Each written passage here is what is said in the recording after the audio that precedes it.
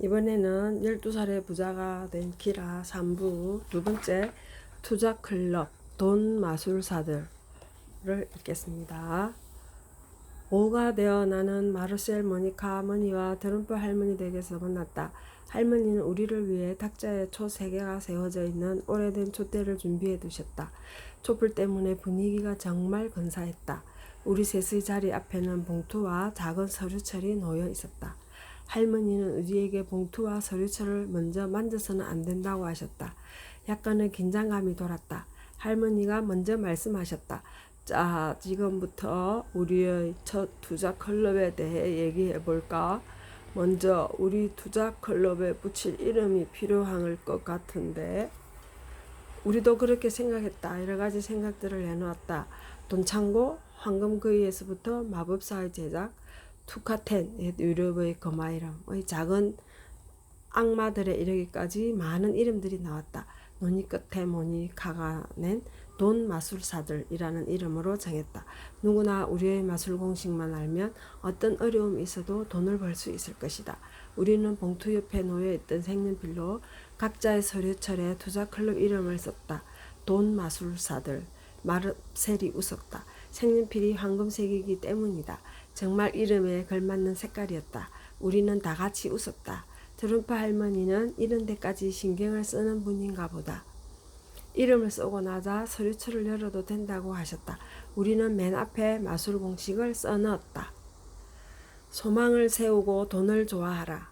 좋아하는 것을 하고 긍정적인 생각과 자신감을 가져라. 매일의 지출, 소원, 거위 통장을 위해 돈을 나눠라. 그 다음에는 현명하게 투자하라. 그리고 이 모든 것을 즐겨라. 할머니가 매우 진지하게 말씀하셨다. 우리 투자 클럽이 성공하려면 미리 확실히 해두어야 할 몇 가지 규칙이 필요해. 그래서 두 번째 장에 적어 놓았단다. 읽어보렴. 우리는 재빨리 두 번째 장을 펴서 읽었다. 1. 한 달에 한 번 만난다. 2. 모임에는 꼭 참석해야 한다. 3. 각자 정해진 액수의 현금을 가져온다. 4. 고의가 자랄 때까지 아무도 돈을 사용하면 안 된다. 5. 모든 결정을 함께 내린다. 그래서 우리는 한 달에 한 번 만날 날을 정했다. 그리고 매달 5만 원씩 넣기로 결정했다. 5만 원이야 우리 모두 쉽게 마련할 수 있을 것이다. 마르셀과 나는 돈을 많이 벌기 때문에, 모니카는 용돈이 많기 때문에 우리가 함께 돈을 모을 수 있도록 통장을 하나 만들 것이다. 우리가 결정한 사항을 전부 기록하고 나자 할머니는 긴장된 표정으로 이렇게 말씀하셨다.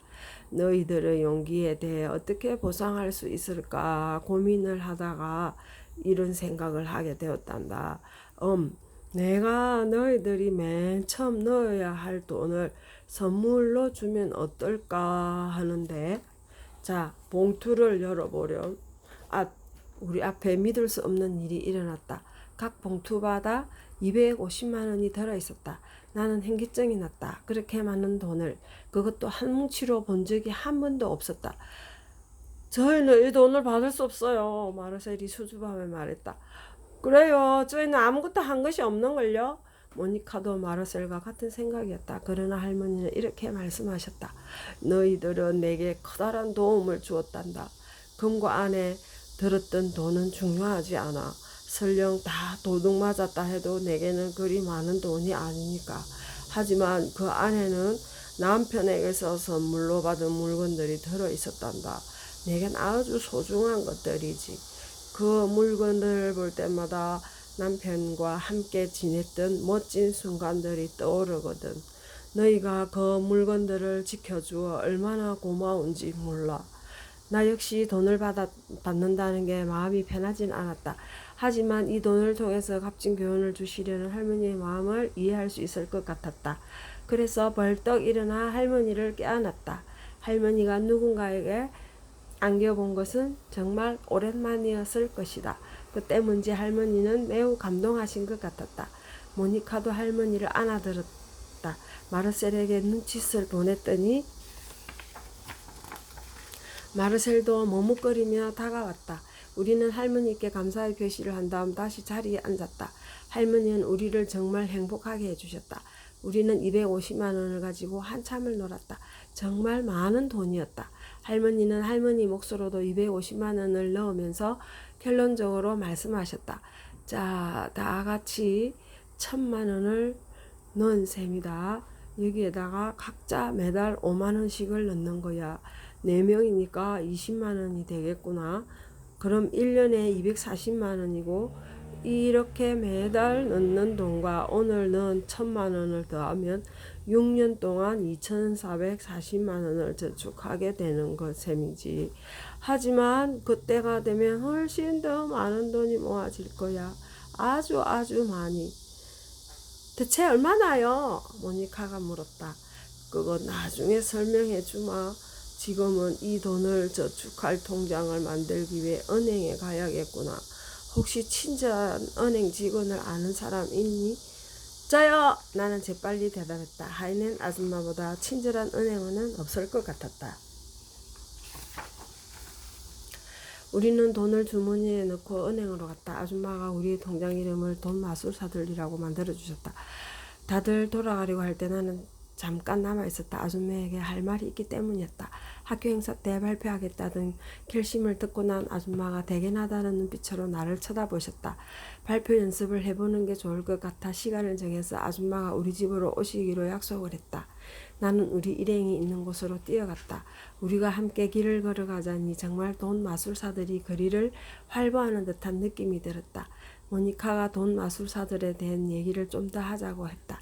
마르셀이 말을 좀 많이 했지만 모니카는 마르셀을 말리지 않았다. 트럼프 할머니 댁으로 돌아오자 첫 번째 훈련이 우리를 기다리고 있었다.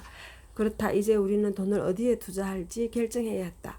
우리가 탁자 주위에 앉자 할머니가 말씀을 시작하셨다.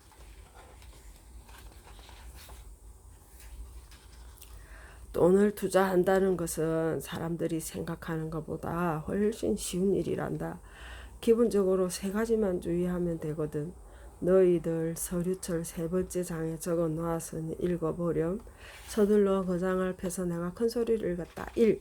돈은 반드시 투자되어야만 한다. 물론이지.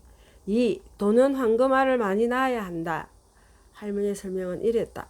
사람들은 누구나 가능한 많은 이자를 받고 싶어 하지. 그래서 이자가 제일 많은 게 무엇인지 찾아봐야만 한단다.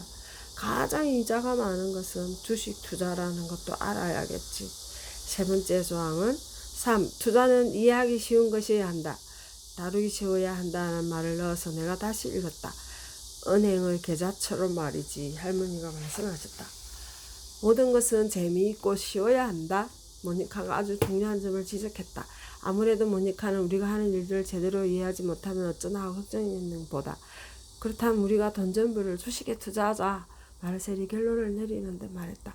대체 주식이 뭐야? 모니카의 무릎에 마르셀이 휘둥그레졌다. 애들도 주식이 뭔지는 다 안다. 그렇다면 친절하게 모니카에 설명해 주렴. 네, 자신 있어요. 할머니 말씀에 마르셀이 설명을 시작했다. 주식이란 사람들이 증권거래소에서 그러니까 사람들이 투자를 하는 것인데 마르셀 얼굴이 갑자기 붉어지면서 말을 잇지 못했다. 할머니가 친절하게 말씀하셨다. 어른들도 바로 그게 문제점이란다. 모든 사람들이 주식에 대해 알고 있는 것 같지만 정말 아는 사람은 많지 않아. 나 역시 주식이라는 단어 말고는 아는 게 없다는 것을 인정해야 했다. 이렇게 한번 상상해 보렴. 마르셀이 빵 배달을 위해 130만 원짜리 컴퓨터를 산다고 생각해 보자. 그렇게 되면 일은 훨씬 쉬워지고 시간도 많이 절약되겠지. 그러나 컴퓨터 살 돈이 부족해. 그러면 돈을 빌리는 방법이 있겠지. 은행에서 대출을 받으면 매달 할부금을 갚아야 하고 또 이자도 내야 해. 이렇게 할부금과 이자를 갚는 것이 싫으면 또 다른 방법이 있지. 바로 너희들에게 부탁하는 거야. 매달 할부금과 이자를 받지 않고 돈을 빌려달라고 말이야. 그래서 너희가 마르셀에게 각각 40만 원씩을 빌려주는 거야. 왜 우리가 그 돈을 빌려줘야 해요? 모니카가 어처구니 없다는 듯이 물었다. 할머니의 설명이 이어졌다. 만약 마르셀이 너희에게 돈을 빌려주는 대가로 회사의 이익을 분배해 주기로 한다면 어때? 말이 되지? 그게 어떻게 이루어질 수 있어요? 나는 몹시 궁금했다. 예를 들어 마르셀이 회사의 10%를 너희 것으로 한다는 약속을 할 수 있겠지. 마르셀의 회사가 500만 원의 가치가 있다고 해보자. 그만큼의 가치가 있다는 것을 어떻게 알 수 있죠? 내가 또 물었다. 어떤 사람이 그 회사를 위해 얼마나 지불할 수 있느냐에 달려있지. 할머니가 대답하셨다. 예를 들면 다른 제빵업자가 내 회사를 산다고 할 수도 있잖아. 그렇게 되면 새로운 고객을 얻고 필요하면 그 고객들에게 다른 것들도 팔 수 있을 테니까 제빵업자들에게는 이익이 될 수도 있겠지. 마르셀만의 할머니는 고개를 끄덕이셨다. 마르셀, 너는 아주 사업가적인 생각을 하는구나. 마르셀이 만약 회사를 하려고 할 때 누군가가 나타나 500만 원을 지불한다면 마르셀은 자기 몫으로 8%인 400만 원을 갖고 너희는 너희 몫으로 각각 10%인 50만 원을 받게 되는 거야. 할머니는 마르셀을 칭찬하셨다. 그러면 우린 마르셀에게 돈을 빌려준 대가로 10만 원씩을 더 받게 되는 거군요. 모니카는 실제로 10만 원이 생긴 것처럼 기뻐했다. 어휴, 저 여우. 마르셀이 킥킥거렸다. 모니카가 마르셀에게 눈을 흘렸다. 그러면 회사가 팔려면 돈을 벌 수 있는 거 아닌가요? 내가 물었다. 꼭 그런 것만은 아니란다. 만약 어떤 사람이 나타나서 네가 가지고 있는 10%만 사들이려고 할 수도 있으니까. 그러면 너는 얼마에 팔지? 적정한 가격을 요구할 거고, 만약 네가 55만 원에 팔겠다고 하면 그 자리에서 이미 이윤을 많이 얻겠지. 차라리 100만 원을 요구하겠어요. 모니카가 외쳤다. 그렇게 할 수도 있지. 하지만 어쩌면 아무도 그 10%를 사려고 하지 않을 거야. 왜냐하면 사람들은 나중에 더 비싼 값에 팔 수 있다고 생각할 때만 주식을 사니까. 주식 시장에서는 이런 일이 날마다 일어난단다. 주식 시장이란 회사의 일정 부분을 사고 팔려는 사람들이 만나는 곳이야. 시간이 지나면 더 비싸게 팔 수 있을 것이라는 변함없는 희망 속에서 말이야. 할머니가 설명해 주셨다. 하지만 그건 아무도 모르는 일이잖아요. 정확한 지적이야. 할머니도 내 의견에 동의하셨다. 그러나 마르셀의 회사가 자신의 가치를 높일 수 있는 요인을 가지고 있느냐 아니냐는 예상할 수 있지. 그리고 내 회사의 가치가 올라가면 너희들의 몫인 10%의 가치 역시 올라가는 것이고, 그 가치가 계속해서 높아질 것이라는 기대를 하면서 사람들은 더 많은 돈을 지불하기도 하지. 마르셀이 자신 있게 설명했다. 나는 놀라서 마르셀을 바라봤다. 어떻게 그걸 빨리 했어? 그래, 마르셀은 정말 빨리 이해하는 것 같구나. 그렇게 쉽게 이해하는 사람은 많지 않은데. 할머니가 마르셀을 또 칭찬하셨다. 맞아요. 저는 아직도 잘 모르겠어요. 모니카가 불평을 했다. 할머니는 웃으며 얘기를 계속하셨다. 주식의 좋은 점은 모든 사람이 회사를 차리지 않고도 회사를 나누어 가질 수 있는 방법이라는 거야. 그러니까 다른 사람들이 제 돈을 가지고 일하게 되는 것이로군요. 모니카가 기뻐하며 말했다. 난 여전히 이해가 안 되었다. 그렇지만 아무도 제 몫을 사지 않으면 어떻게 되는 거죠? 그러면 오랫동안 가격이 떨어지겠지. 반드시 이익을 얻을 수 있다고 누군가 말하기 전까지는 말이야. 사려는 사람들은 언제든지 있단다. 문제는 가격이 얼마냐 하는 거지. 그렇게 가격이 떨어지는 경우에는 손해를 볼 수도 있군요. 내 판단을 얘기했다. 맞아. 하지만 팔 때에만 손해를 보는 거야. 계속 가지고 있으면 얼마 후에 더 많은 돈을 주겠다는 사람이 나타날 수도 있으니까 말이야. 그럼 그동안엔 아무것도 얻을 수 없나요?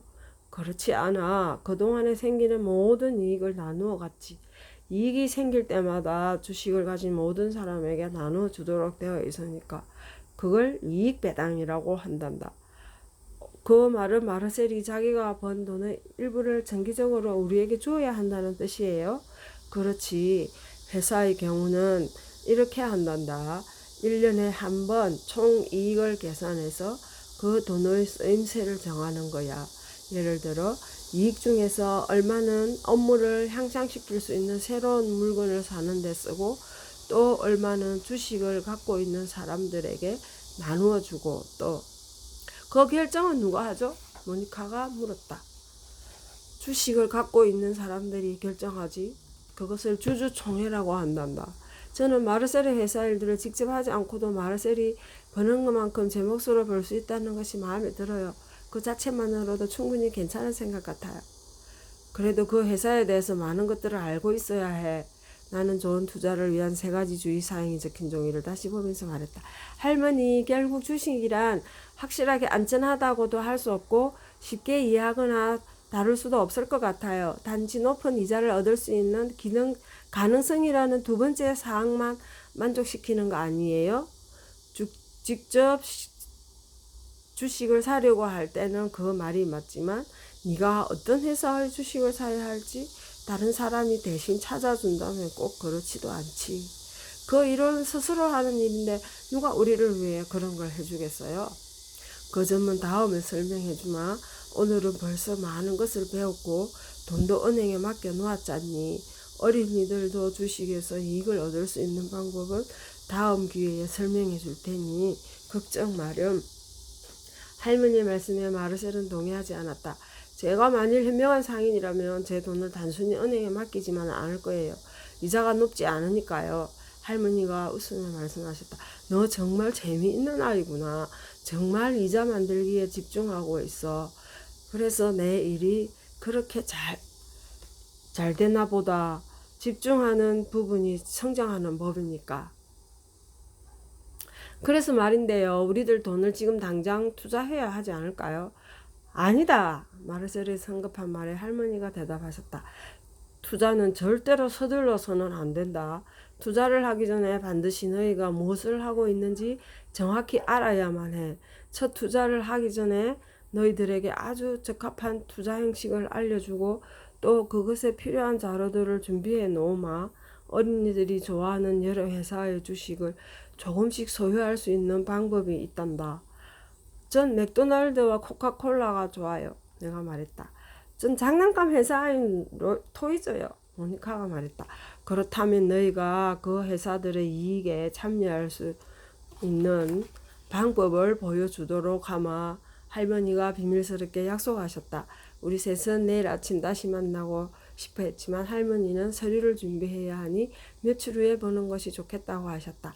그래서 우리는 돈 마술사들은 5일 후에 다시 만나기로 했다. 감사합니다.